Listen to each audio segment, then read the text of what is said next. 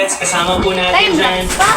Nandyan din po si Eric, nandyan music na nagawa ko to the last 20 years. And meron pa akong isang ipopromote din kasi kasabay niyang Mr. Music na concert, meron din akong simultaneous na art exhibit with visual artist Chris. Congratulations dahil nanalo ka ng washing machine from FC Home Center at yes, ikaw yan, naka-flash ang pangalan mo sa screen. Congratulations! Congratulations! Ngayon naman, oras na para sa hinihintay nating lahat.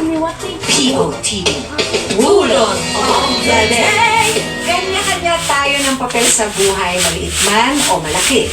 Mahalaga ito dahil hindi natin alam kung ano ang epekto nito sa iba.